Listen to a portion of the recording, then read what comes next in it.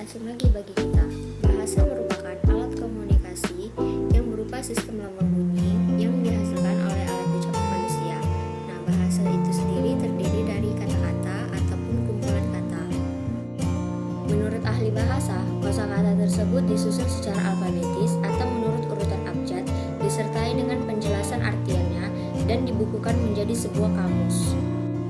Masing-masing memiliki makna, yaitu hubungan abstrak antara kata sebagai lambang dan objek, atau konsep yang diwakili kumpulan kata atau kosakata. Assalamualaikum warahmatullahi wabarakatuh. Nama saya Bella Arika.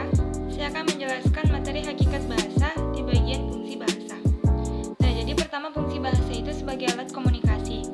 Bahasa digunakan untuk merumuskan apa yang ingin kita sampaikan kepada seseorang, sehingga seseorang itu mengerti dengan bahasa tersebut dan mendapatkan informasi. Fungsi bahasa yang kedua sebagai alat untuk mengekspresikan diri. Nah, jadi dengan adanya bahasa, kita bisa mengeluarkan makna, gagasan, ataupun perasaan kita. Jadi dengan adanya bahasa ini, kita dapat menyampaikan sesuatu yang tersirat yang ada di dalam pikiran dan hati kita. Fungsi bahasa yang ketiga, yaitu sebagai alat untuk berinteraksi dan beradaptasi sosial.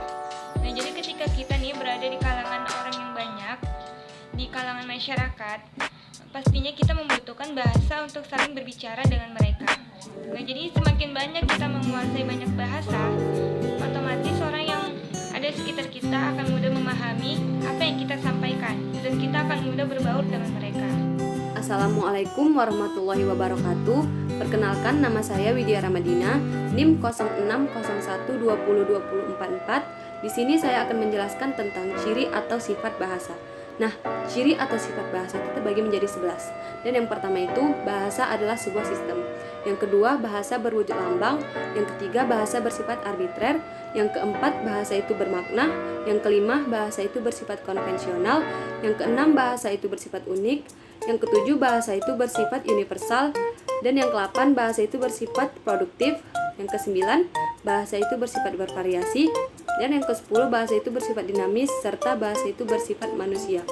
Nah, agar lebih jelas dan mudah dipahami, saya akan menjelaskan beberapa pengertian dan masing-masing contoh dari sifat atau ciri-ciri bahasa tersebut. Yang pertama, yaitu bahasa sebagai sistem. Maksudnya bahwa terdiri dari komponen-komponen teratur dan berdasarkan oleh pola tertentu. Contohnya seperti bersistematis, yaitu tersusun oleh polanya. Seperti kita ambil dari kata saya. Dari kata saya tersebut termasuk sistematis dan bermakna. Sedangkan kalau yasa, yasa, tidak sistematis dan tidak bermakna atau tidak memiliki arti. Yang kedua, bahasa sebagai lambang. Maksudnya lambang-lambang bahasa diwujudkan dalam bentuk bunyi yang berupa satuan-satuan bahasa seperti kata maupun gabungan kata. Contohnya seperti bendera merah putih. Dari kata merah berarti yaitu bermakna berani, dan warna putih yang maknanya suci. Yang ketiga, bahasa adalah bunyi. Yang dimaksud dengan bunyi pada bahasa atau termasuk lambang bahasa yaitu ialah bunyi yang bukan dihasilkan dari alat ucap manusia, tidak termasuk bunyi bahasa. Contohnya seperti suara atau bunyi teriakan, bersin, batuk, dan lainnya. Assalamualaikum, nama saya Hikmah Rosari, NIM 0601120031. Di sini saya akan menjelaskan tentang fungsi dan kedudukan bahasa Indonesia.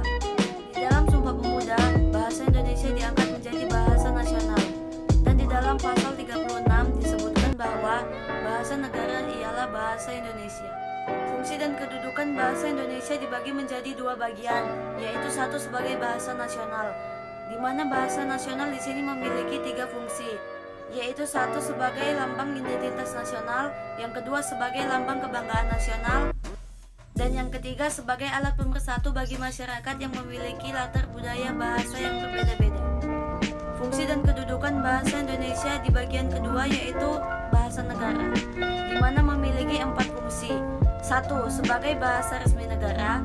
2. Sebagai bahasa pengantar resmi di lembaga-lembaga kependidikan. Yang ketiga, sebagai bahasa resmi di tingkat nasional yang digunakan untuk kepentingan pembangunan pemerintahan. Dan yang keempat, sebagai bahasa resmi untuk pengembangan kebudayaan, ilmu pengetahuan, dan teknologi.